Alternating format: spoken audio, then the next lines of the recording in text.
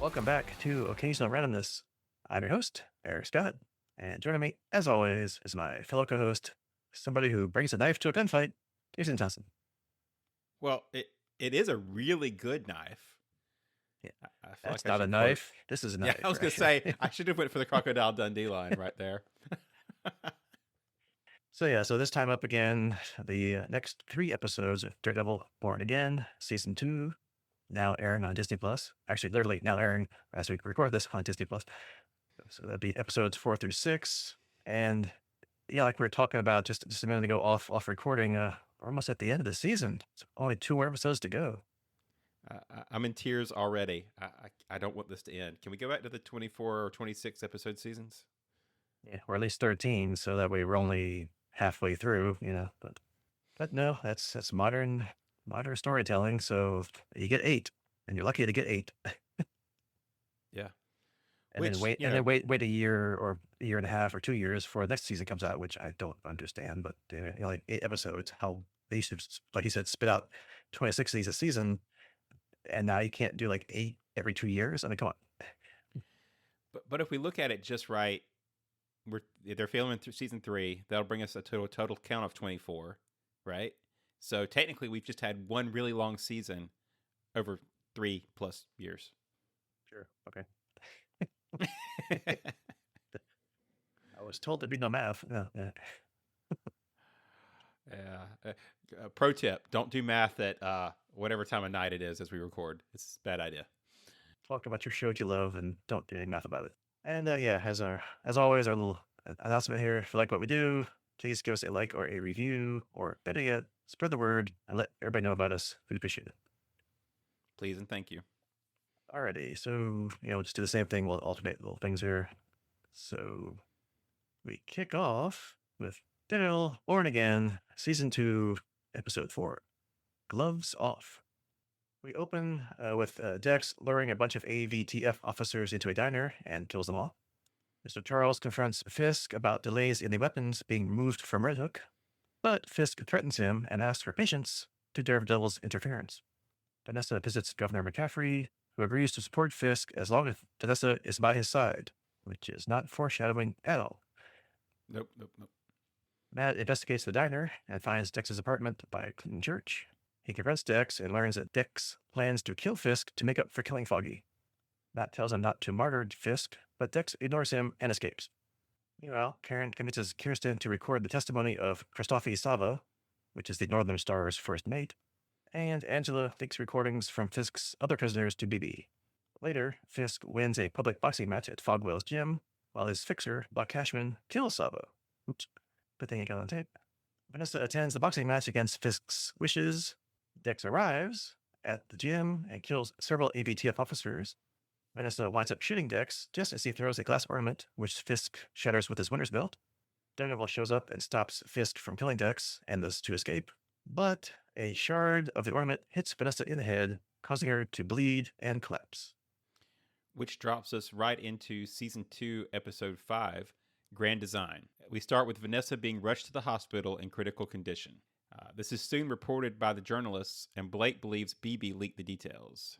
Daredevil tries to help the wounded Dex, who wishes to be left to die. They're cornered by the AVTF at Clinton Church, and Daredevil decides to save himself. But kind of throughout the beginning of the episode, he's remembering an early law case that he and Foggy successfully defended Foggy's childhood neighbor, Lionel Ray McCoy, and Foggy gave McCoy their savings to make a fresh start. This memory pushes Daredevil to return for Dex and get him to safety. Daniel believes he's going to be killed due to BB's leaks when Buck, who was first hired by Fisk's then fixer James Wesley to kill McCoy. Hey, remember Wesley? Buck makes Daniel drive him to Albany, but they are actually going to bury Sava's body. Vanilla wakes up from surgery and shows signs of confusion, asking for pineapple juice, which she's mildly allergic to, and repeatedly asking Fisk to tell the story of how they met. Wesley arranged for Fisk to use Vanessa's art gallery as a front around the time of the McCoy case, and as we watch, Vanessa's condition quickly deteriorates and she dies. And coming right after that is the next one, is episode 6, Requiem. Fisk mourns Vanessa, kills her surgeon, and lets the AVTF move Mr. Charles' weapons to their own warehouse. A slightly angry Mr. Charles offers to help Governor McCaffrey with removing Fisk from office. He also sends men to attack Jessica Jones. And if you don't know who that is, it's a superpowered investigator who turned down an offer to work for him and had a TV show back in the day. Jessica overpowers them and goes to the AVTF warehouse with Daredevil to destroy the weapons. Buck tells Daniel to feed BB false information and later encourages Heather to imitate Muse's actions. Karen nearly kills Dex, but is stopped by Matt, who disagrees with Karen that Fisk and Dex should be killed. BB decides not to leak the information and almost kisses Daniel, but he confronts her about the previous leaks. And then Karen joins a protest outside of City Hall and projects testimonies from the Red Hook prisoners onto the building. Matt visits Fisk and suggests they both leave New York to have peace, but Fisk refuses and they fight. Matt wins, and leaves Fisk alive. During the protest, lead AVTF officer Connor Powell kills another agent, Saunders, and blames the vigilantes, causing chaos, which leads to Karen being caught. Dun, dun, dun. Dun, dun, dun. So things have certainly turned towards our hero side, as we're now, I guess, about 2/3 of the way through the season. So not quite sure how the next 2 episodes are going to wind up, but yeah, enough about feature guesswork, because that's not what we're here for. We're here for these 3 episodes. So what do you think about these next 3 episodes here? I'll try not to just repeat myself and over, but probably said this last week. Man, I really missed this show. It's darker than the other TV stuff that Marvel Disney's tried with their first batch of shows. I know they've kind of drifted maybe a little darker as the years have gone on, but honestly, even if you tone this down the violence, which they shouldn't for a Daredevil show, but the storytelling on this show just seems so much more captivating. The first couple shows, the WandaVision, Hawkeye, some of the others, I did really enjoy, but honestly, none of them have had the level of story that I feel like most of these Daredevil shows and even some of the other ones like Punisher and whatever that we talked a lot about. The storytelling is just a different caliber, I feel like, than the other stuff that Disney Plus has had on. Yeah, I mean, I totally agree. I mean, I've loved Daredevil since the first Netflix show. That was the best series. We both loved the Punisher, but Daredevil was like the top of the food chain, right?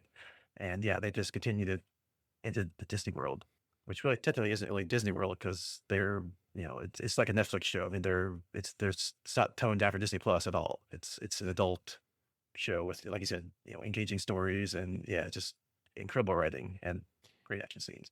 Yeah, I guess one of the points I wanted to make there is that even if they did tone it down, and again, I don't think they have to for Daredevil, but if they did the same quality of storytelling on a less violent show, I still think it would be a better show than what we've had.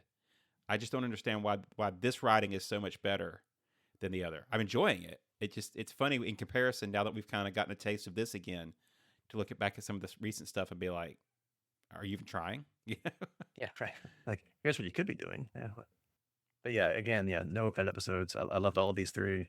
But yeah, I especially liked how episode 4 started out with the Marvel Studios logo in blue, not red, because blue is mostly a Bullseye color, and it's mostly a Bullseye centered episode. So that was kind of a cute little touch.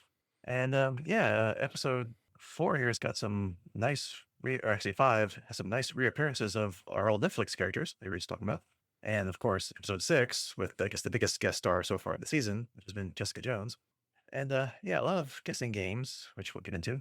And yeah, like I said before, amazing fight choreography in all these episodes, as they always do with Daredevil, old and new. But yeah, because before we jump into that Bullseye opening, I did mention last podcast about it was great to finally see Fisk intimidated, or as close to being afraid of somebody as we've ever seen him with Mr. Charles, the CIA guy. Also, like I said last time, Fisk is a control freak, and he will find a way to get back at you. And he's now put some fear into Mr. Charles. Buck kills his hired goons right in front of him, and tells him, just calm down, be patient. He'll always find a way to get to you.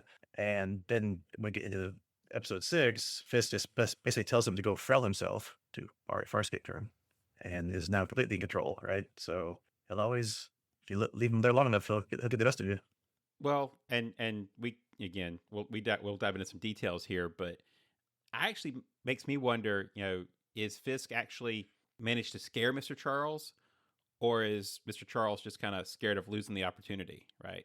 Because I'll agree, I really like that character. It's nice to see Matthew Lillard. I probably slaughtered that name, but I'm talking about just chewing scenery and being a more serious character, even in a Daredevil show, versus like Shaggy or some of the other characters we've seen him do. What was the serial killer or whatever in Hackers? You know, I mean, he's always been just off the wall. So he's a borderline scary in this, which I love. I think wasn't he in Wing Commander, the movie version of the old PC game from back in the day? I forget. Well, I I think he know was.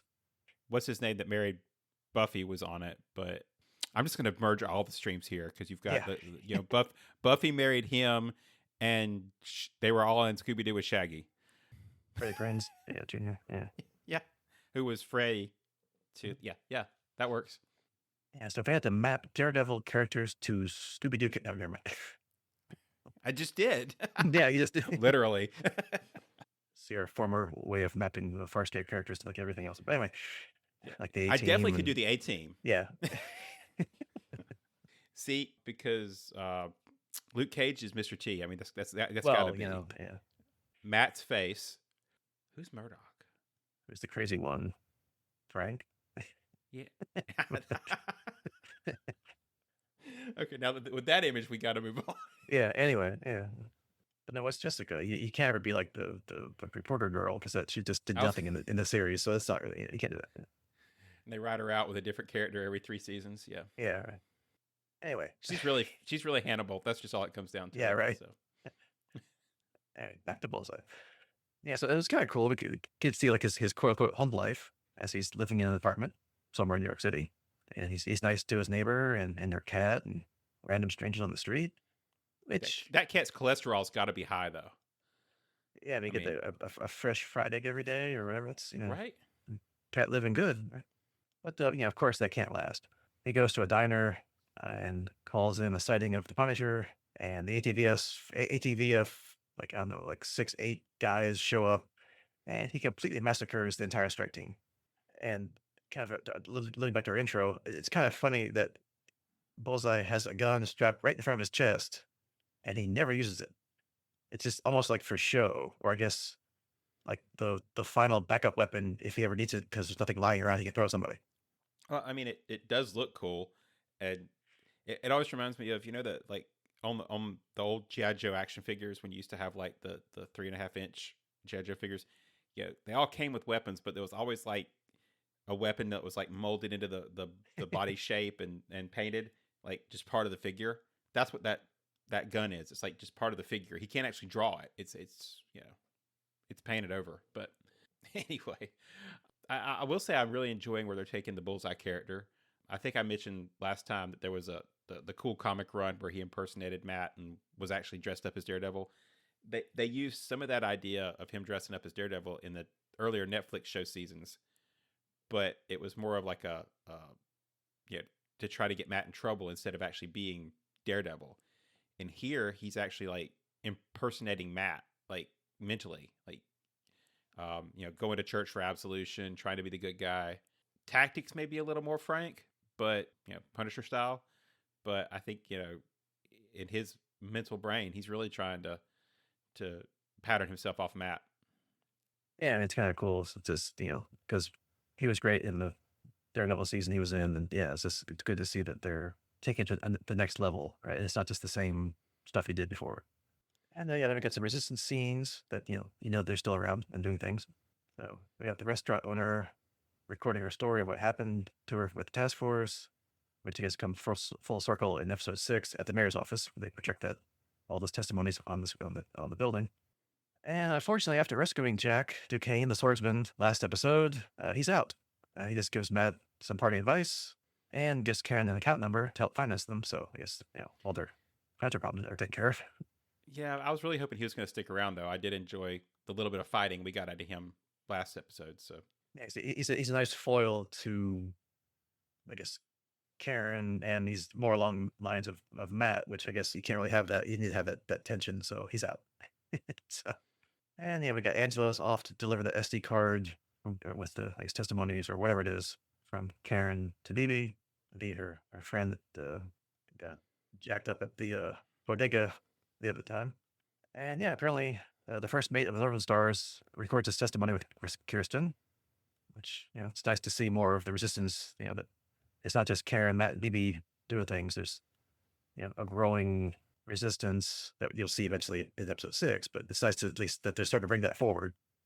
So this is kind of where if I again I'm looking for things to nitpick. I think at this point because overall these were amazing episodes. So you know, grain of salt on my nitpicking here. But if I had to pick out two things that either I didn't understand or thought were kind of it was the SD card drop because that seems odd to me in today's world of secure file transfers.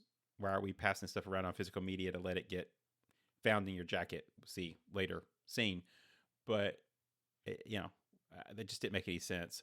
And the other one was, why did Kirsten have to take the testimony? Why did they need Kirsten to do it?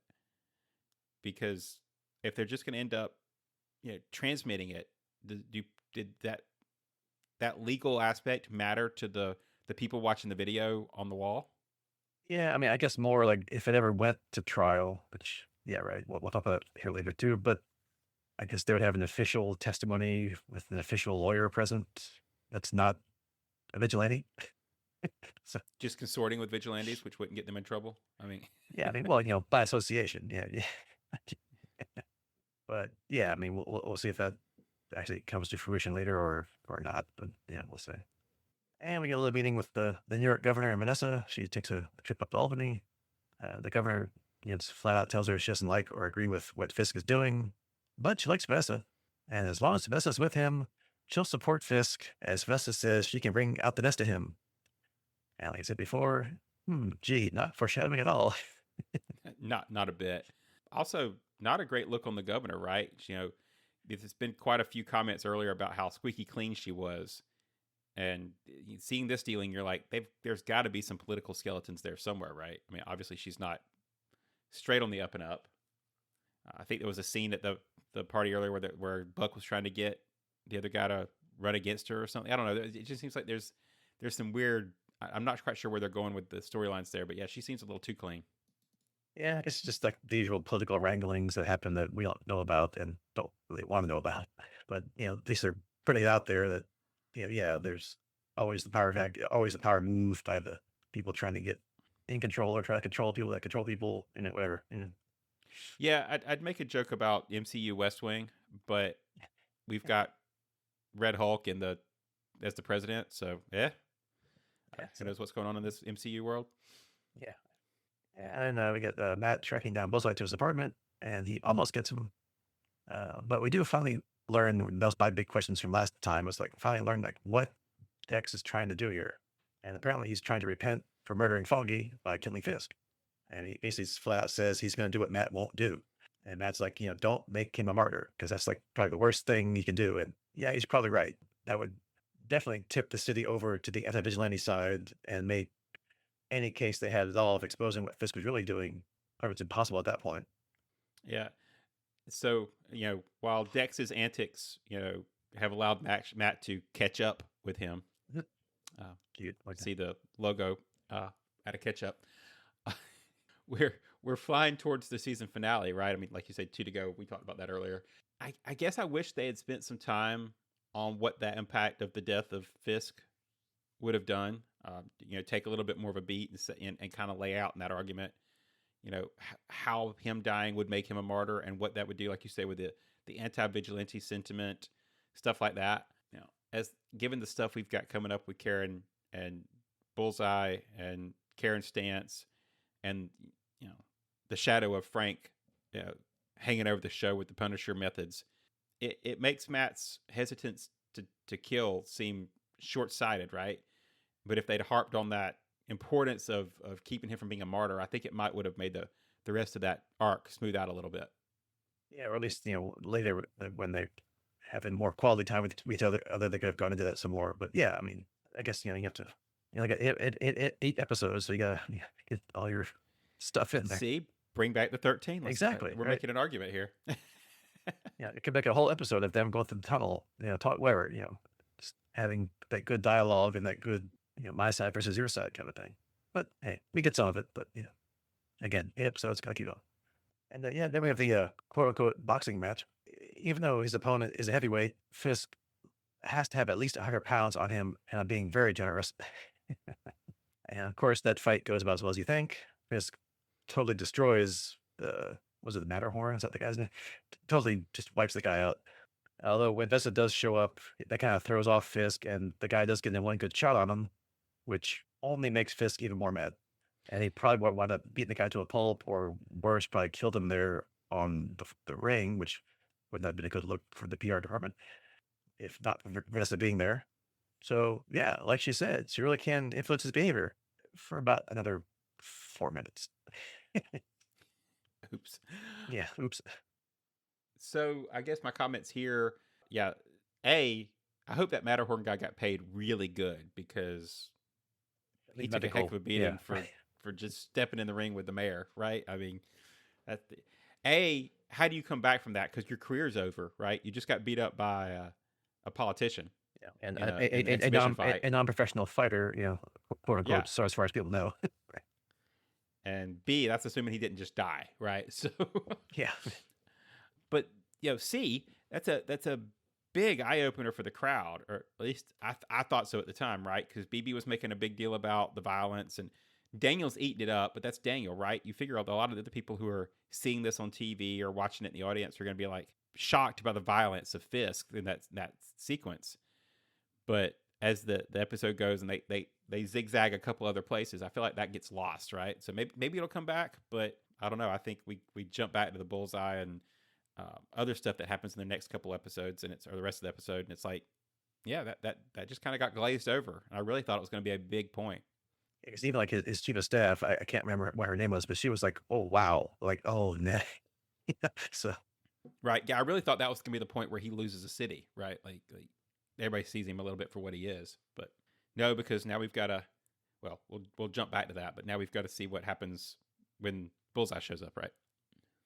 yeah, so and then during that fight, we have a back and forth scenes where Buck kills the first mate of the Northern Star to try to silence him, but we have the testimony on tape already, and yeah, I'm wondering how that would show up in later episodes. Yeah, if they get Fisk to trial, which of course that's not going to happen. What we saw in episode 6, that would be evidence, I guess, against him, but I don't know.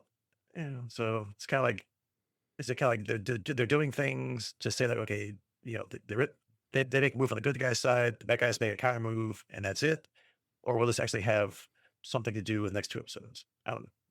Yeah, we'll find out here in a little bit. But and again, I'm really looking for little things to nitpick here. But yeah, if I'm looking for something here, it's the magic of him being mayor, so no one can touch him legally, and that kind of circles back at the end of the episode again. It's sometimes hard to track, right? Like, is he under the governor, who should be under the president and under the legal system?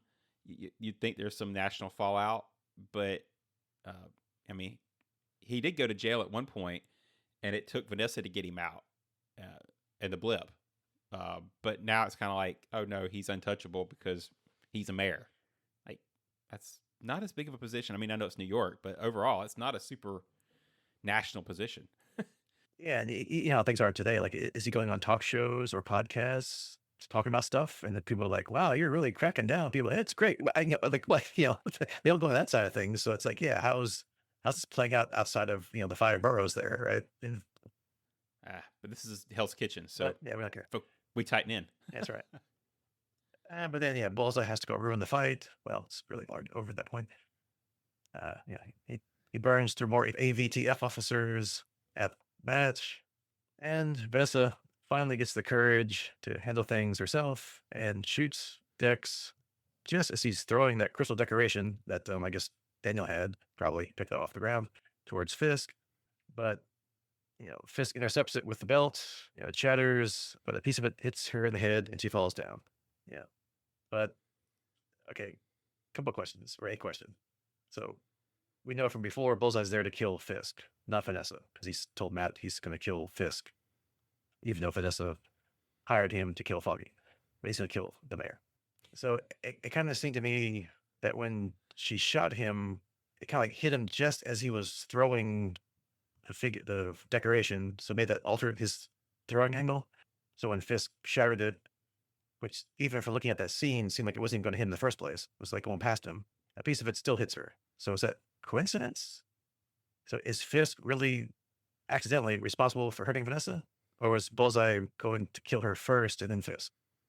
My take is he was going for Fisk, gets hit by Vanessa, and like you say, maybe the Fisk thought that the glass was going to hit her, and so he was protecting her. But by his actions, he gets Vanessa anyway. And I think that Bullseye feels like, if it got Vanessa, that must have been, the universe's way of balancing the scales and meant to be, right. Maybe even if he wasn't aiming for Vanessa, taking Vanessa out is even a better option because he seems content to call his scales balanced at that point. One other thing I thought I'd point out, if I'm reading the design right, because you see when Daniel buys that crystal, it's Fisk hovering over the city, like the logo, the Daredevil logo of the Fisk over top of the city and the Born Again logo. So I thought that was kind of interesting. Yeah, it's cool. I didn't notice that. I have to go back and look at that. Yeah, it's like, the city of New York in glass with Fisk's head, or Fisk kind of towering over it. So And yeah, so next episode we pick up right where we left off. Yeah, Vanessa's in the ER with Fisk going crazy, getting away with everybody's medical staff, which is kind of funny until he gets pushed out. While she's in surgery, BB shows up. I guess because that's the only hospital nearby, so wherever they take her, right? That's what she says. And Daniel says that can't tell anybody about Vesta's condition, that she's still in danger. I guess from Bullseye and Daredevil, thinking that's who started this. But for whatever reason, tells her anyway.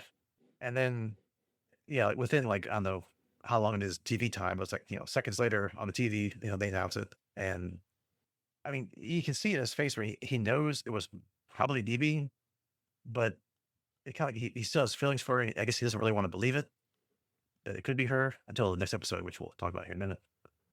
yeah, I think my thought was he was testing her because that was how it kind of felt, but then he seems to not be at this point. So I'm not sure if that was just kind of a flip or if it was just me kind of reading into the scene.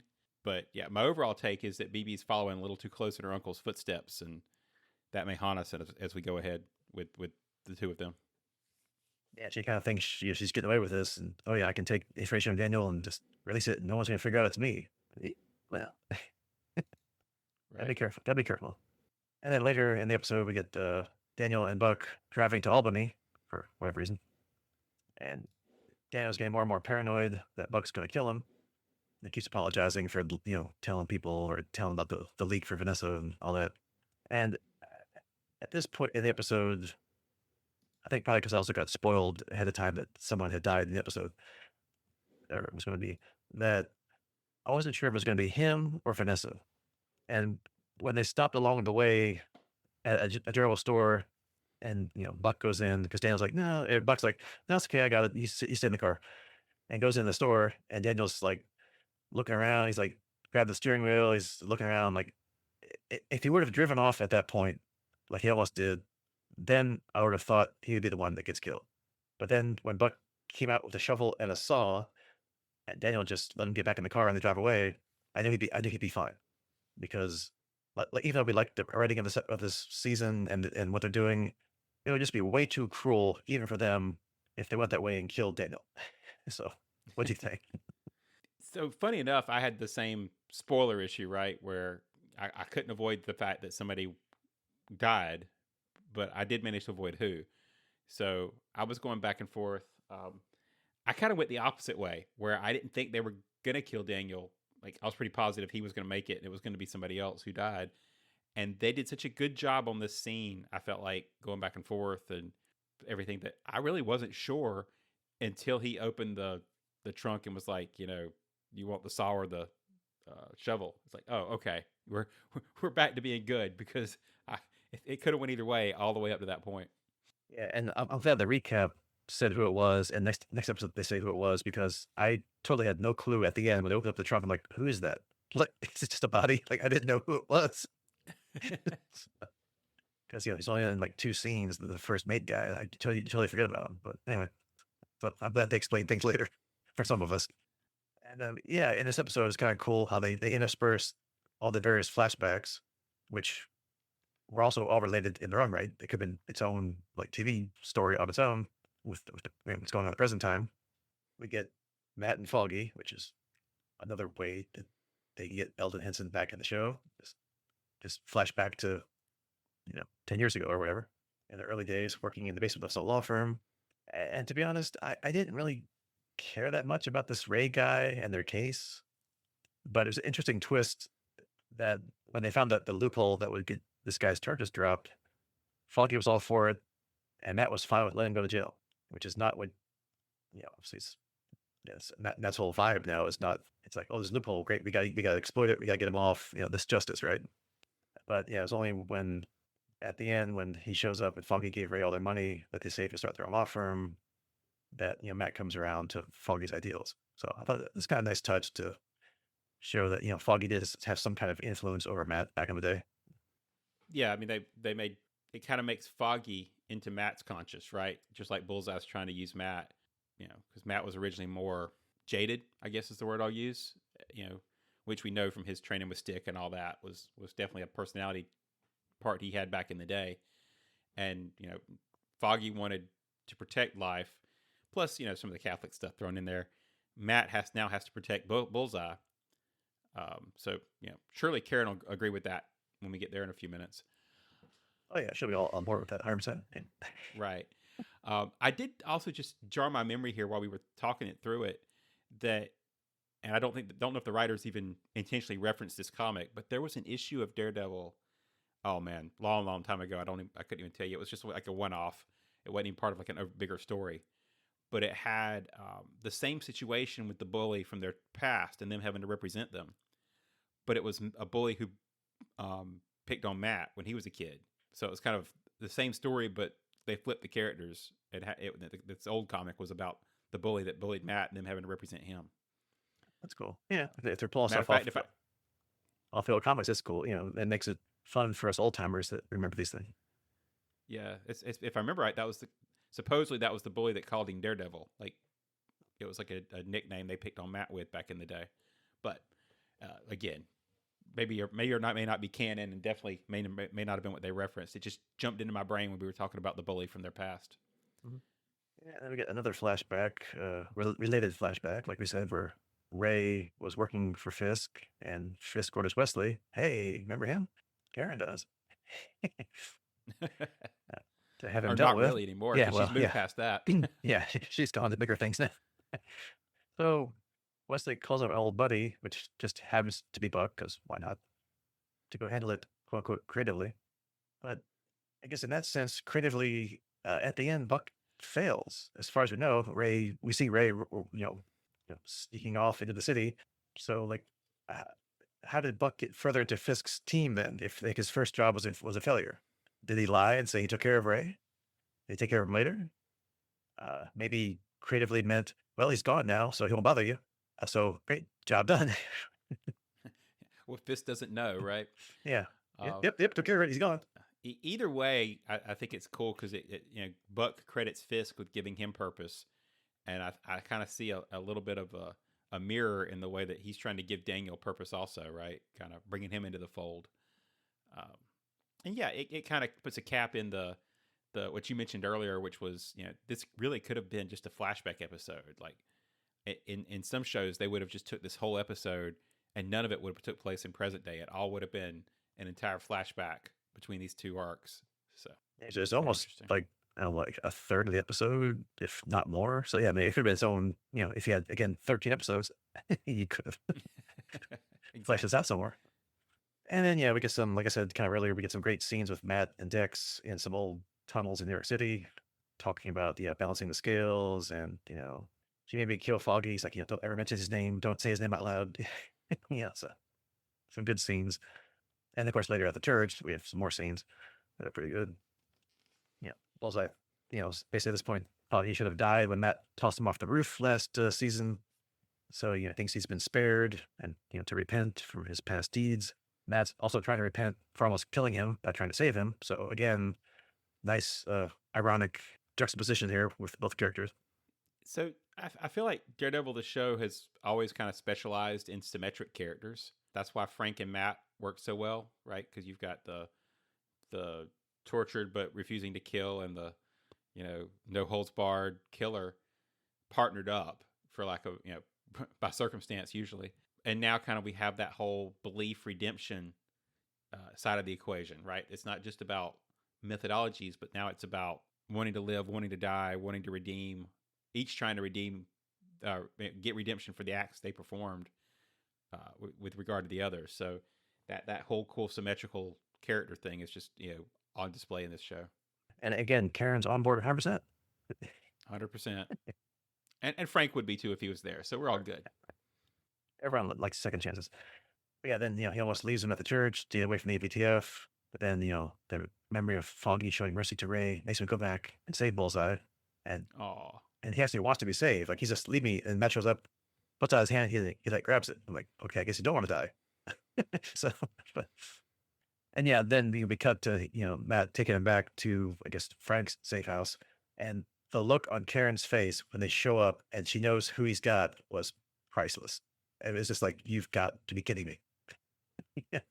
Which we see how that plays out next episode where she almost kills him. And with, unless Matt, if Matt wasn't there, she probably would have. Probably. Yeah, because like he said, she's definitely becoming more like Frank, the Punisher. And in a way, kind of Bullseye, with her own way of dealing with all this versus Matt's, save everybody mentality, like he said. And I guess we'll just kind of jump ahead here because it's all kind of the same thing.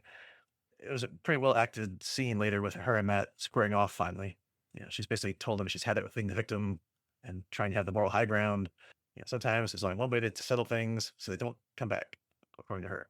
Matt, ever mad, still argues the opposite though, which we'll get into a minute here later with the last scene with him and Fizz. Yeah, so this is an interesting place, I think, where the show, in a good way, kind of edges up against real world issues a bit, right? Because in comic world, we're supposed to side with Matt. He's the good guy. You're supposed to take the Captain America approach and all this kind of stuff. But in a realistic view, you kind of look at the deaths of their friends, right? All the stuff that they've been through, all the people they've lost through this war against Fisk, and the kicker is no true legal system, right? We've seen that the law enforcement, the justice system, all of that has been corrupted, and it makes it really hard to argue with Karen, right? I mean, that's the echo we'll get to at the end with the fight and the conversation between Matt and Fisk at the very end. But yeah, it's like, which side do you agree with? You could almost go either way with the show. That's what I say great too. Like the writing and the conflict is not just like, sure, we're going to just stop the evil guys because they're evil. It's like, well, there's ways to stop them, and there's other ways to stop them. Yeah, I mean, you don't have the Superman approach to we're just going to fly them to jail and drop them off and skip the whole justice court system. But I mean, it's a realistic conundrum of in this comic world where there is no justice. How do you get justice? How do you protect people? Because justice doesn't mean anything if you let anybody die. They even came up in one of the Justice League miniseries, which I forget the name, Identity Crisis. Was that the one where, some of the team was like, look, we keep capturing these guys. They get arrested. They go to jail. They get out. They do it again. We capture them. We put them in jail. They get out. We capture them. So it's like, no, we're finally just going to take the ultimate end here and like, okay, done. Problem solved. Yeah. And then finally this episode, Vanessa's, recovered from surgery, or has she? And, Fisk is, just beside himself at the thought of losing her. She seems kind of confused or maybe amused. Couldn't quite tell by his reaction to her. She's like, I'm here. I'm right here. And, they kept going back and forth between the two. Like, she would say something, he would say something, and or whatever. And I kept waiting for her to have some kind of complication and pass away. And during that back and forth, and finally, yep, it happens. And yeah, as we'll see next time, Fisk kind of does go off the rails, which we'll get to here in a minute, as you thought would happen, because she's the only one keeping him, under control, so to speak. As much as that could be under control. Right. Yeah. So we kind of mentioned getting spoiled online earlier, and once we knew Daniel was not the one who's going to die, it's like it's got to be her, right? So you're watching this scene, just anticipating her not making it. Like, when they're going to do it. So I totally agree. I was kind of in the same boat. For me, it was the fact that she seemed to have reset to a nice version, right? She had the memories, or started out with memories. She did start asking questions repeatedly later, but she actually questions Fisk, like, why did you scare that poor nurse, right? It's like, have you not been paying attention to this character from the moment you met him in the art gallery, that he's an intimidating crime boss. Like that's kind of his thing. So yeah, I was like, oh, she's gone at that point. And that, leads immediately into the next episode, which I guess it's a pretty big turning point of uh, the season, really. And yeah, the whole opening of uh, that episode between the Doctor and Fisk, the Doctor just would not shut up about how sorry he was, and she's in a better place, and yada yada yada. And I'm just thinking, dude, you better just stop talking, walk away now before. Oh, never mind. Yeah, and then Buck walks in to make more bodies go away. Yes, so agreed. You kind of see it coming because he's telegraphing the "I'm so sorry for you," and then there's the he touches his shoulder, and you're like, "Oh no, he's going to like tear his arm Yeah, off," and then don't do that. all, Yeah, all these little things, and you're like, then he's like, "Well, maybe he's going to get out of there," and he's like, "Nope, going in for the hug," and I'm like, "Well, yeah, that was nice knowing you. You are too nice of a character for this TV show." and I figured if he wasn't in the room when that happened, Fisk would wind up going to him anyway and tracking him down because he's the one that saved her, quote unquote. It's like, well, obviously you failed, so you are no use to me anymore. So, Well, and that's an interesting side tangent, right? Because I guess despite the fact that we all know how terrible and dangerous he is, the rest of the city does actually think that some of the city, like this guy, the protected class, thinks that Fisk is like a harmless politician, and this icon. It's like, no, man, you should have like started running for the other coast or another country as soon as she died. Like that was it. So yeah, because sometimes the public has a short memory. It's like, wasn't he the guy that got arrested and put in jail like however many years ago? It's like, oh, he's married now. Okay, no, he's right. yeah, he's great. No, not hey, he put on the white suit again. Maybe we should be scared of this guy. Yeah, right. Yeah, gray suits, he's okay. White suits, Gotta watch out. And yeah, now we see that Fisk has finally probably ticked off Mr. Charles by keeping the weapons and telling him to go pound sand. And I guess he's turning them over to the AVTF to use. Not like they don't have enough firepower, or maybe he's going to sell them to somebody else on his own later. I don't know, whatever. But now Mr. Charles is all against Fisk and has told the governor he'll help take care of him. and this is probably the turn that I'm most excited about from the fallout of this show. I really hope that they make Mr. Charles an actual threat. Somebody who's actually even more powerful than Fisk, because I like the character, I like the actor. We talked about that a little bit earlier, but I think he would be the absolute like perfect new big villain. Like, give him a different show, set him up for next season of Daredevil, something. But this character, I think, deserves to be the big bad in some scenario, some show. So Well, maybe, because apparently he's also decided to go take care of Jessica Jones for some reason. I don't know why. Who's now, we see, and finally, we see her. We know she's coming. Here it is. And she's not in her apartment slash office somewhere in New York City. She's got a young daughter and she's living in the suburbs. in like a very pink house. Yeah. And some nondescript strike team shows up and we see her, takes care of them by not showing it to her daughter because you don't do that sort of thing. So it's just kind of off camera funny stuff where you see like the guy flying across the window or his face back in the window and daughter's playing with the, flashbang or whatever it was, which is kind of funny. And yeah, later she shows up on the rooftop overlooking the ABTF warehouse where the weapons are at with Matt. So, I mean, love seeing her again. Love seeing Jessica, again on the TV show. But they leave all kinds of questions that this brings up by what they did. So the obvious question would be, who's the father of her daughter? Which, if you've read the comics, I'm gonna guess it's Luke Cage. So if you want to keep it like the comics version of this. And then, like I said before, yeah, she mentions Mr. Charles, and I guess then by his proxy, Val, wanting to recruit quote unquote special people, which I'm guessing if it is Luke, that's where Luke is somewhere. Maybe I think he's in next season, so maybe we'll find out. Or is he still ruling Harlem from his nightclub that he conquered at the end of his show? Right, yeah. And she mentions Maybe he's the big bad. yeah, right. She mentions offhand that after being pregnant, her powers kind of come and go.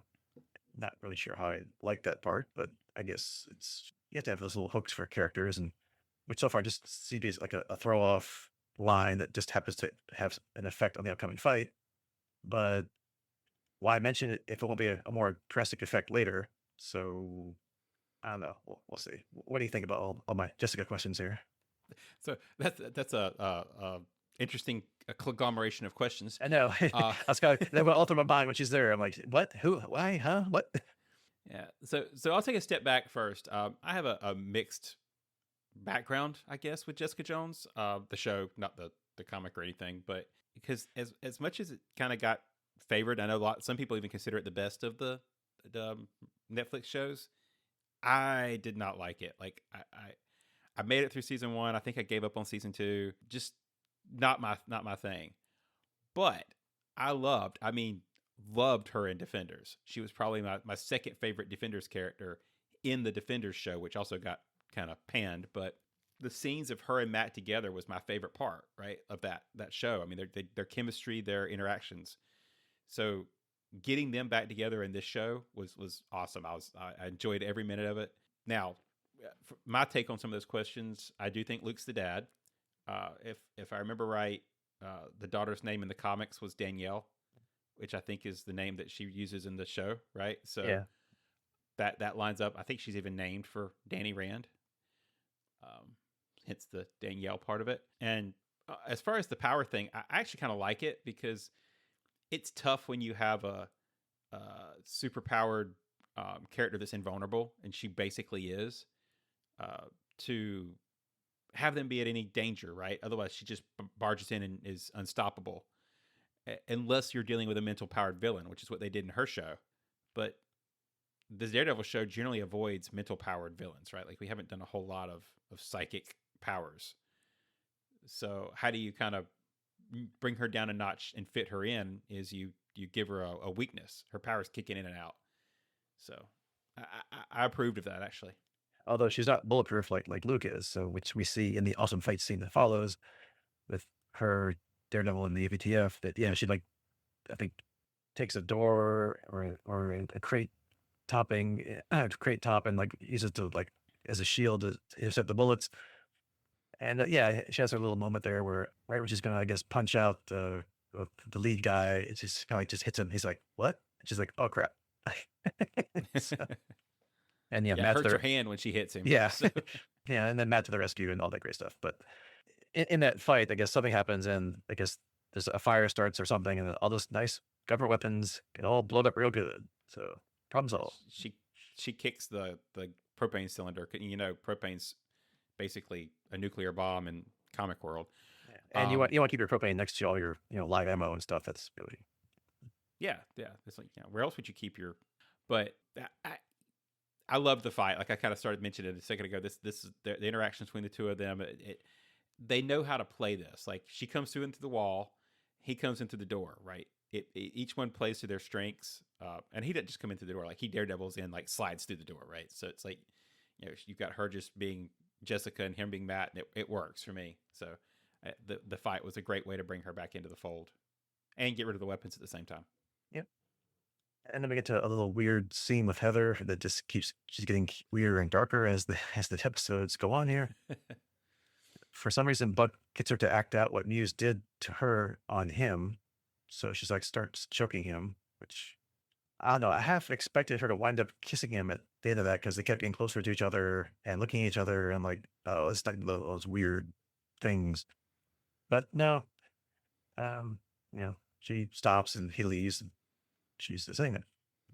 And yeah, I think like you said last podcast, yeah, she's the next Muse. I mean, we're probably gonna wind up at the end of the season with like a copycat killing by other like that looks like other Muse victims, and we'll like cut to some silhouette nearby of Heather in like a Muse costume, like peeking around the corner or something, and fade to end credits until the next season. I agree. I think that's going to be our post credit scene. But yeah, well, I think that's cool, and I kind of see where they're going. That choking scene was just weird.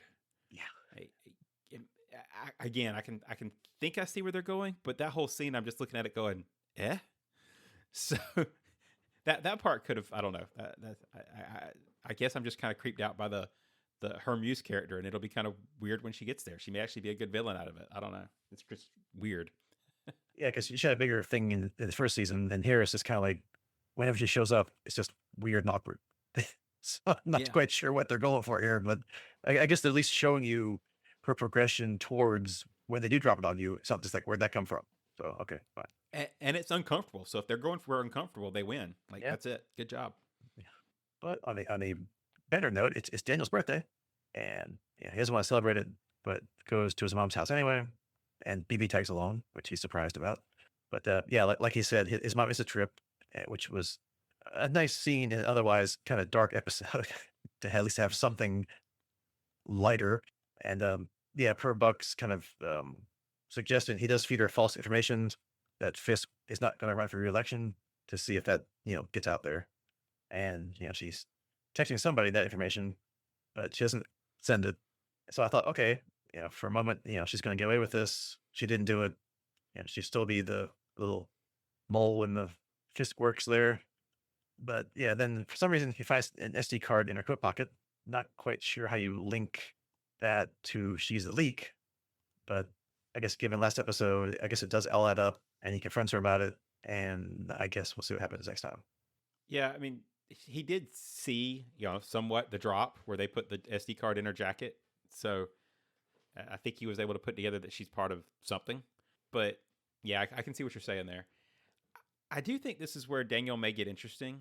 We talked about symmetry earlier between characters, and I kind of see the symmetry here between him and Fisk. I think they're setting him up to mirror Fisk, and I think that'll include when Fisk killed Ben Urich, who's BB's uncle, right at the end of, was it season 1? I think of Daredevil that they killed Urich. Yeah. So maybe they're setting Daniel up to kill BB and have that be kind of his commitment. Which I'll come back to in a minute. But I think they're setting him up for something bigger. Yeah, that'd be interesting and kind of sad if you're to killing her. But yeah, I mean, it's kind of like, yeah, like he said, the symmetry or, Fisk and mini Fisk. Yeah. So, Well, and I was trying to remember where it came back. I don't think there's a spot later. So there was a character in the comics, and they may not dive this deep, but it was the Rose, right? It was, I think he was supposed to be like the son of Fisk or something like that, who tried to take over his empire at some point. And I'm thinking here they may be going more metaphorical and setting Daniel up to be the metaphorical son of Fisk. So even if somehow Fisk gets taken out, we may see the rise of Daniel as the Rose at some point. yeah, because if Fisk goes to jail or worse, Vanessa's dead, so she was running the operation. So yeah, you need somebody to be the big kingpin, like crime boss. Yeah. Right. So, and there was although I think it was this was what first popped in my head in one of the previous episodes. There was the Rose next to the bed when Vanessa has a dream or whatever, and I was thinking that was what the Rose was going to symbolize, was that character. So that may be why I'm thinking about it. But yeah, seeing Daniel come back as the Rose or something similar to just be a kingpin protege is an interesting turn that I'm hoping that's what they're going for here, because it seems kind of a nice setup to get that way. Yeah, we'll see if it lasts more than 3 seasons, or next season it might lead into that. Yeah, and well, Vincent D'Onofrio bows out, which hopefully he won't. But if he does, then yeah, I have a protege waiting. And then yeah, finally we end the episode with our homage to Andor season 2's riot and the Imperial setup on Planet Gorman. If you remember that, where the Imperials, No spiders though. yeah, where the Imperials stage a killing of an officer to give them the green light to fire on the civilians. And here we have a crowd of protesters outside City Hall, and Karen projects the video of the people that were falsely held at Red Hook onto the building, which, of course, further inflames things, not calms things down. And Officer Powell kills the helpful AVTF officer that Karen captured a few episodes ago and blames the vigilantes on them, which gives the AVTF an excuse to start attacking the crowd. And in the scuffles that follow, Karen's wig falls off and she gets exposed. And Powell's, of course, right there, aims a gun at her, and we cut to the ending credits. So, oops. Guess we'll see if she's taken captive and used as leverage next time, or if somebody somewhere comes to her aid next episode. Which I'll give you credit for that one. I didn't even think about somebody helping her. I made the assumption that she would be leveraged for Fisk captured, right? But maybe it's a cool spot for our new White Tiger to show up and save her. Yeah, because that mystic amulet gives her great fighting skills, apparently. So yeah, she's gonna like jump in and be bulletproof or something. Yeah, or Matt just, as we continue a minute, just wanders off here in a minute, and maybe he walks outside. I don't know. Well, theoretically, he's on the under the island, right? Where where the Fisk's room was, it was underneath the port. So he's geographically should not be walking out. I don't know, because he was up there looking at the crowd. So I don't know where this place is, but which we'll get to in a second. But yeah, I don't know. And yeah, somehow in the middle of all this mass protest, Fisk goes to wherever this basement underground thing is, somewhere else under the city hall. I don't know. And Matt's there. Not sure how you figured out where he was. I just guessing those heightened senses are good for things, and we don't need to see that. Just go with it. Makes it more dramatic. And Matt's got some weird goody two shoes offer of like a peace deal for Fisk. Let's both leave the city, never come back, and we're all good. And nah, Fisk ain't having that, and beats the crap out of Matt. And in the process, probably accidentally throws him into that all white painting that's been the focus of the last several seasons that he bought the night he met Vanessa, and rips it. So I guess the last vestiges of Vanessa are gone, right? So now he could just be totally crazy. Matt, of course, is like, okay, we're doing this. And he's like, that we both wanted. So, okay. He fights back. Great. Again, amazing fight scenes. Love it. Matt, beats Fisk. He's on his knees on the ground. And he just kind of laughs at Matt and is like, will you arrest me? You cannot. Will you kill me? You will not. That was fantastic lines. And then Matt just is like, yeah, you're right. And he walks away. Yeah, Vincent D'Onofrio nails the character so well, and yeah, those lines were perfect. We mentioned earlier that this is Karen's entire point, just summed up by Fisk right here at the end. Are you willing to save the city or not? Is one life versus all the people who are still being killed, like, et cetera, et cetera. Like this, you can kind of see her entire point. It's like, if Matt took him out like 3 seasons ago, how many people would still be alive, right? Instead, he walks away and more people die every episode. Yep. And like you said before, he's got the cops on his side, most of them. He's got as you saw, some of the judges on his side. So yeah, if you bring him to trial with what, it's like you have tape of a guy who's dead, so you can't cross-examine the guy. There's no weapons; they're all blowed up. You have proof video, like Jessica wasn't there with her camera taking snapshots of the weapons. So basically, you've got nothing. So he gets off there, and you're not going to kill him. So again, he gets off there. So here we go again. Right. And there's nothing really to say that, I mean, we hope she won't. I don't think they will, but right now we're looking at potentially for Karen to die, right? Because she's in their custody theoretically. So there's a lot hanging in the balance. Yep. So 2 episodes to go. So we'll see how they bring this home, which we know is the season 3. So this could be some kind of cliffhangery thing at the end of season 2 here.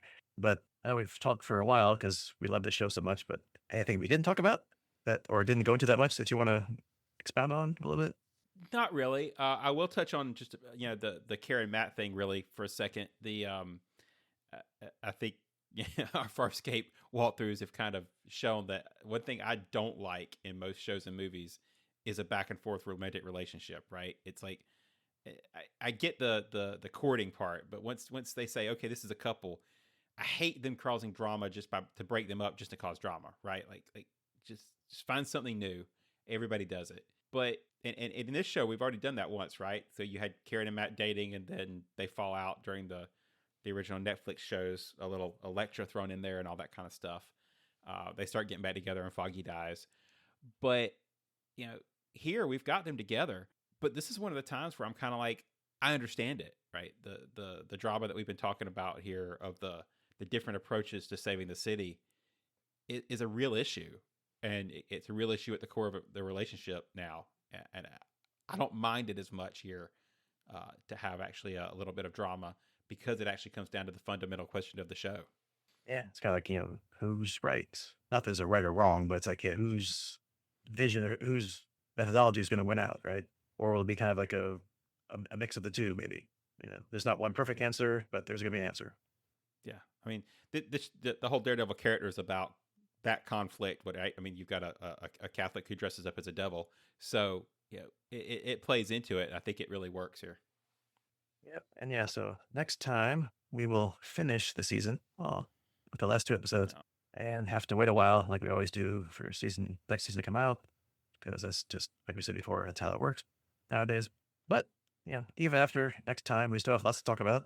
Pretty much the week after Daredevil wraps up, the Punisher one-shot special arrives on Disney+. Sweet. Yep. If we want to, we can dip back into Star Wars because the Darth Maul series is out. I'm not sure how they're probably almost done. I don't know, but haven't watched any of those yet. I haven't either, so they're still out there. Plus, if we ever want to do a movie thing, the Mandalorian and the Grogu is coming out. So pretty much next month also. Yeah, May the 4th will be on us in a minute. And yeah, oh yeah, there's this little 2-part miniseries finale about some sci-fi show named Farscape. I don't know. We can talk about that too if you want to. Yeah, but when we talk about it, it's really over. So Yeah. So for all you escapers out there listening to this going, why are they talking about Daredevil? We will get back to there eventually. We have to. We have to. we have to. We have to complete the journey. We have to close the loop. Don't want to, but we have to. All right. So that is your homework. Wrap up Daredevil. Only 2 episodes, so you know what we're going to talk about next time. Just 2 episodes. And we will see you then. Goodbye. Goodbye.